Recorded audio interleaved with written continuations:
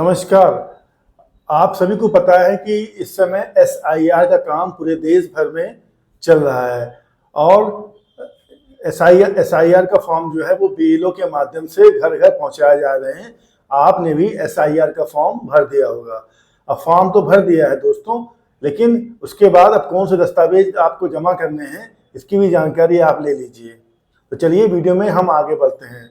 आज की इस महत्वपूर्ण वीडियो में आपको एसआईआर प्रक्रिया, 9 दिसंबर के ड्राफ्ट लिस्ट और आपको किन किन दस्तावेजों को अभी तुरंत बनवा लेना चाहिए, इन सब के बारे में बेहद सरल तरीके से बताने वाला हूं। आप सभी जानते हैं कि देश भर में एसआईआर स्पेशल इंटेंसिव रिव्यू चल रहा है और बीएलओ के माध्यम से फॉर्म घर घर जा रहे हैं। बहुत सारे लोगों ने फॉर्म भरकर जमा भी कर दिया है, लेकिन फॉर्म जमा करना ही काफ़ी नहीं है।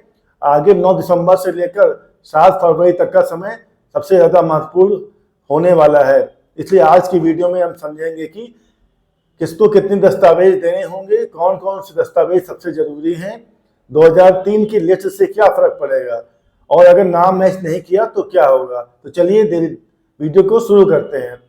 क्यों ज़रूरी है दस्तावेज अभी से तैयार रखना। दोस्तों, एसआईआर फॉर्म के पिछले पेज पर आप सभी ने एक ज़रूरी बात देखी होगी कि यदि आपका विवरण 2003 की मतदाता सूची से मेल नहीं खाता या किसी भी तरह की त्रुटि मिलती है तो आपको दस्तावेज दिखाने होंगे, चाहे आप 2003 की लिस्ट में शामिल हो या नहीं हो। बहुत लोग यह मान लेते हैं कि हमारा या हमारे रिश्तेदार का नाम 2003 की लिस्ट में है तो हमसे कोई दस्तावेज नहीं मांगा जाएगा, लेकिन ऐसा बिल्कुल नहीं है।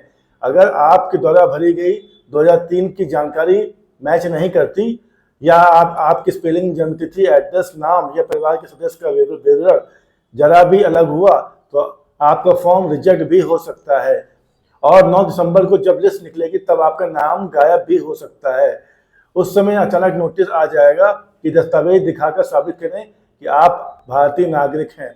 इसलिए पैनिक होने से पहले दस्तावेज बनवाकर तैयार करके रख लेना सबसे अच्छा विकल्प है। दोस्तों, 11 दस्तावेज हर किसी के पास दोस्तों नहीं होते। चुनाव आयोग ने कुल 11 दस्तावेजों की सूची जारी की है, लेकिन हर नागरिक के पास सारे दस्तावेज होना संभव नहीं है कि सबके पास सब डॉक्यूमेंट हो, ये पॉसिबल नहीं है।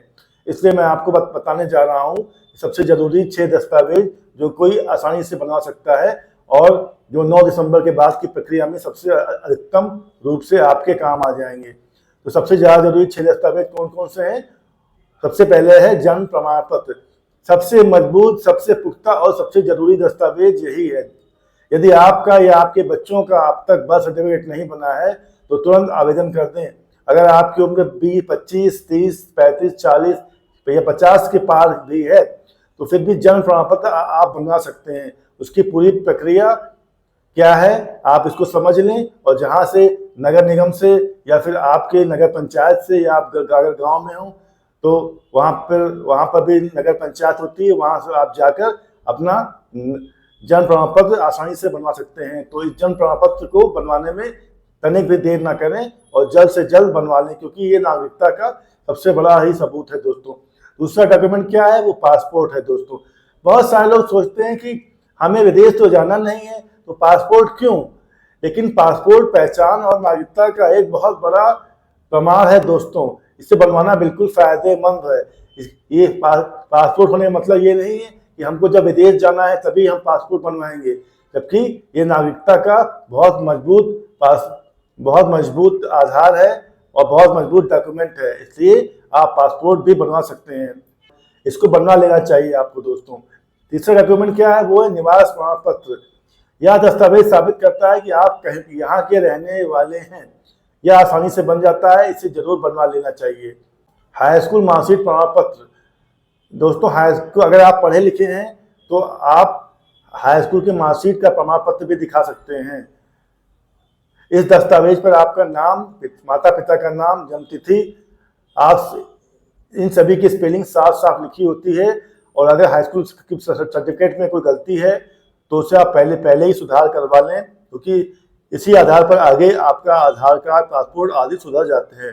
जाति प्रमाण पत्र, यह भी एक वैध सरकारी दस्तावेज है। यदि नहीं बना है तो जरूर बनवा लें। परिवार रजिस्टर की नकल, बहुत सारे राज्यों में यह दस्तावेज बहुत उपयोगी साबित होता है। इसमें परिवार के सदस्यों का नाम दर्ज होता है।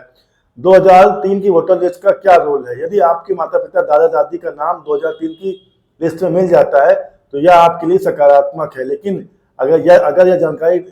लेकिन अगर जानकारी मैच नहीं करती, स्पेलिंग बदल गई है, पता अलग है, जन्म तिथि गलत है या आपके गलत विवरण में लिख दिया, या तो फिर दस्तावेज मांगे जा सकते हैं।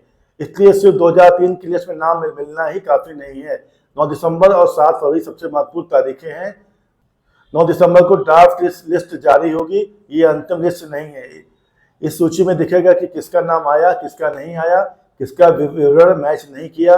जल्दी यहीं से दस्तावेज दिखाने का नोटिस आना शुरू हो जाएगा। 7 फरवरी फाइनल मतदाता सूची जारी होगी।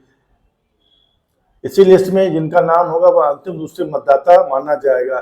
किसको कितने दस्तावेज देने होंगे, उम्र के हिसाब से सबके नियम अलग अलग हैं। जिनका जन्म 1987 से पहले हुआ है उन लोगों को सिर्फ एक दस्तावेज दिखाना होगा। वह दस्तावेज आपकी जन्म तिथि, जन्म स्थान को साबित करना चाहिए। माता पिता के दस्तावेज नहीं मांगे जाएंगे। जिनका जन्म 1987 से लेकर 2 दिसंबर 2004 के बीच हुआ है उनको 2 दस्तावेज मांगे जाएंगे, एक अपना और दूसरा माता पिता में से किसी एक का दस्तावेज। जिनका जन्म 2 दिसंबर 2004 के बाद हुआ है उनको 3 दस्तावेज लगेंगे, आप अपना दस्तावेज, माता का दस्तावेज और पिता का दस्तावेज। कौन कौन से दस्तावेज माता पिता के लिए बनवा सकते हैं?